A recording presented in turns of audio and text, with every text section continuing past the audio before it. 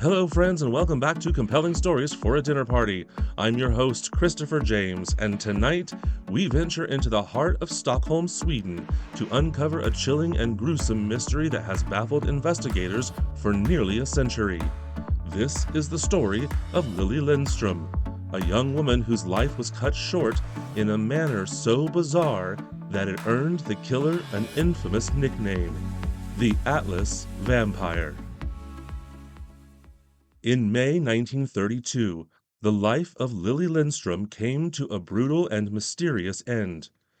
Known to her clients as the Eskilstuna Girl, Lilly was a 32-year-old prostitute living alone in a small, modest one-room flat.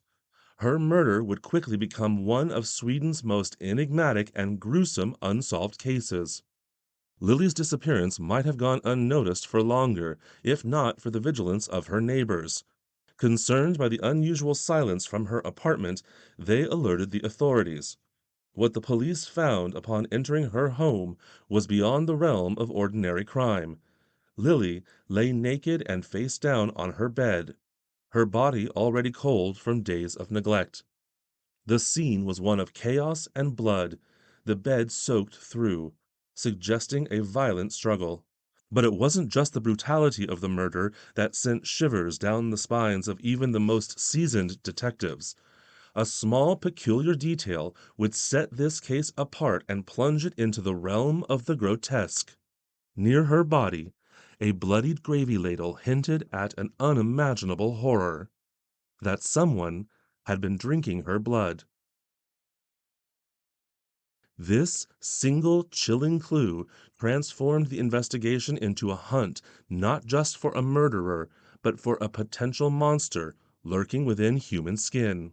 Thus began the investigation into the Atlas vampire case, a story that would weave its way through the fabric of Swedish folklore and true crime lore, leaving behind more questions than answers and a chilling legacy that endures to this day. Lilly Lindstrom, known to her clients as the Eskilstuna Girl, was a 32-year-old prostitute working in Stockholm, Sweden. Her life, though marked by the harsh realities of her profession, was that of a woman striving to maintain her independence during a time of economic hardship. Born in Eskilstuna, a small industrial town west of Stockholm, Lilly moved to the capital in search of better opportunities. The bustling city offered her a chance at a new life, though it came with its own set of challenges. As a sex worker, Lilly operated out of her modest one-room flat in the Atlas area, a neighborhood that would later become infamous due to her untimely and gruesome death. Lilly's apartment, though small, was one of the few in the building equipped with a telephone, a crucial tool for her work. As a call girl, her clients would arrange time with her by calling her phone to make an appointment. This modest space served as both her home and her place of business, a reflection of the blurred lines that often define the lives of those in her profession. Despite the stigma surrounding her work, Lilly was known to her neighbors as a quiet and polite woman who largely kept to herself.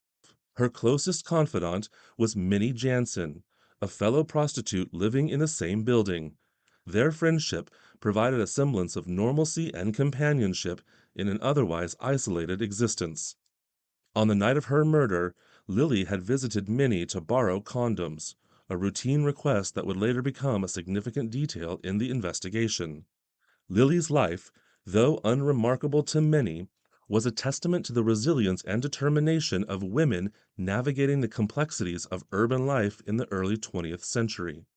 Her death, however, would cast a long shadow, transforming her from a forgotten member of society into the central figure of one of Sweden's most chilling unsolved mysteries. In the days following her murder, the absence of Lilly Lindstrom did not go unnoticed. Her friend and neighbor, Minnie Jansen, became increasingly concerned when Lilly did not respond to repeated calls and knocks on her door. It was unusual for Lilly to go silent, especially given the nature of her work, which required constant communication with clients. On May 4th, 1932, driven by a growing sense of dread, Minnie contacted the police. Upon forcing entry into Lily's apartment, the authorities were met with a scene that defied the ordinary bounds of criminal investigation. Lily's lifeless body lay face down on her bed, completely naked. The room, though modest in its furnishings, was stained with the unmistakable evidence of a violent struggle. The most immediate and horrifying realization was the state of Lily's body. She had suffered multiple blunt force trauma injuries to her head, likely the cause of death. However, the brutality did not end there. Her body had been almost entirely drained of blood, a macabre detail that would haunt the investigators and the public alike.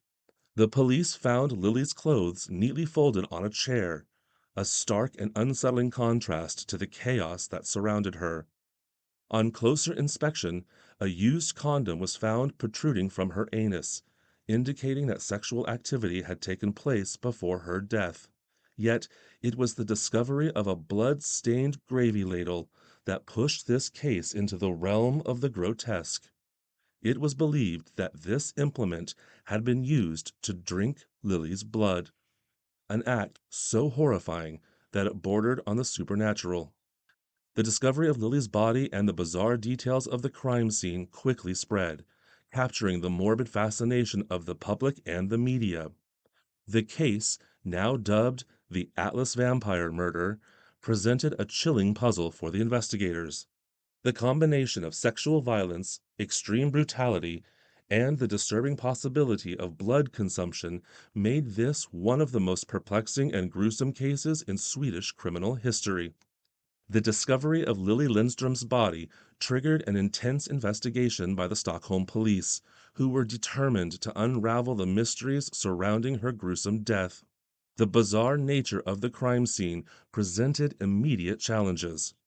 The investigators meticulously cataloged the evidence, starting with the blunt force trauma to Lily's head, the disturbing presence of the gravy ladle, and the lack of blood in her body found at the scene. The police initially focused on the potential suspects within Lily's known circle. Her clients and acquaintances were interviewed extensively, with special attention given to anyone who had seen her in the days leading up to her death.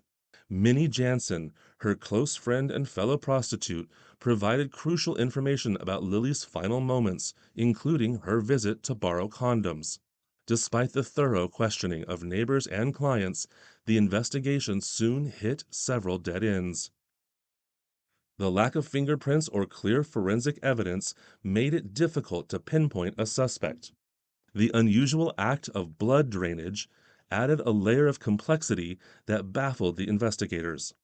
The use of the gravy ladle suggested a premeditated act, but there were no clear leads on who could have committed such a calculated and heinous crime.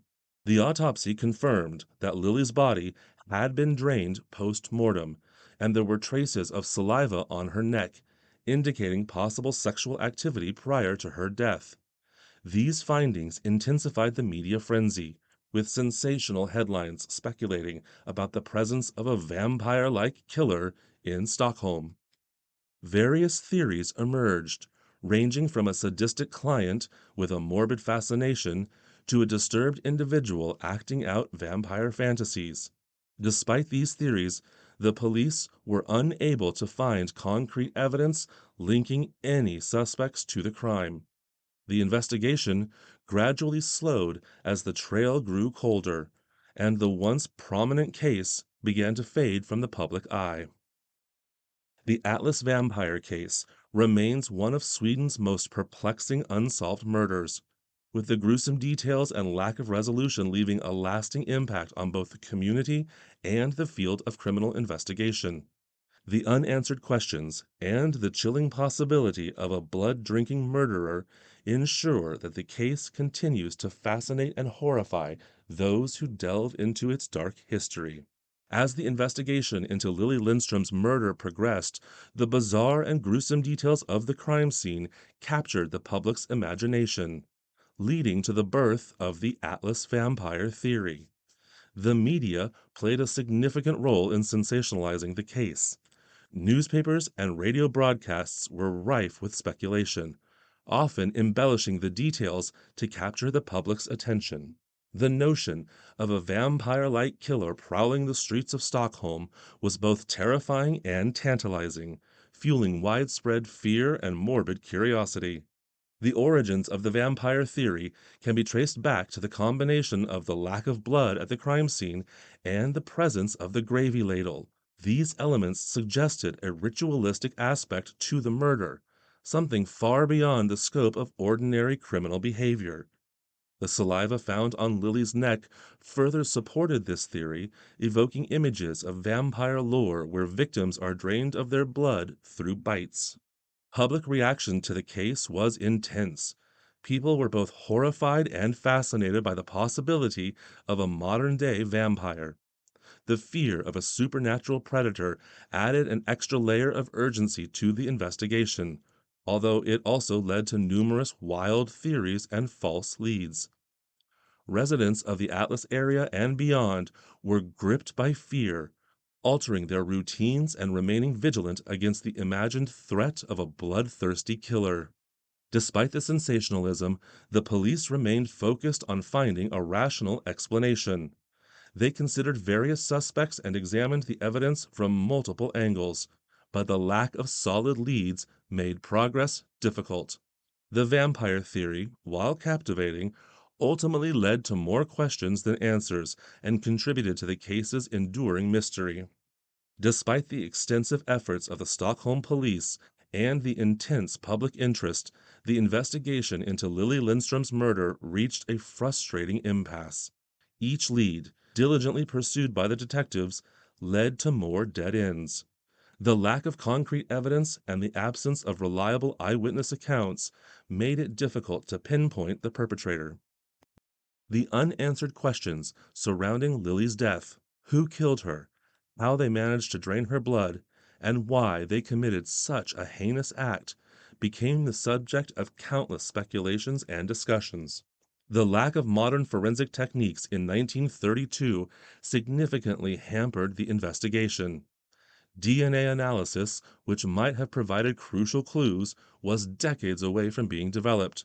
The police had to rely on traditional methods of investigation, which, despite their thoroughness, could not overcome the limitations of the era's technology. The case officially remains unsolved. The Atlas Vampire case stands as a stark reminder of the limitations of early 20th century criminal investigations and the enduring power of an unsolved mystery to captivate and unsettle.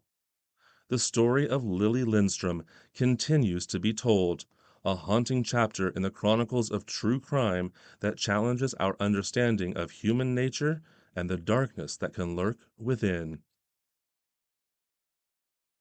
We'd love to know what you think about this incredible unsolved mystery. Who do you think killed Lilly Lindstrom? Was it an obsessed client, an angry lover, or a stranger yet to be known? Let us know your thoughts in the comments below, and while you're there, be sure and check out all the other compelling stories you'll find in our collection. Well, friends, we have come to the end of another fabulous dinner party. We hope you enjoyed this story tonight, and we hope to see you at the table again next time. Until then, my friends, may your gatherings always be eclectic and your stories compelling. Good night.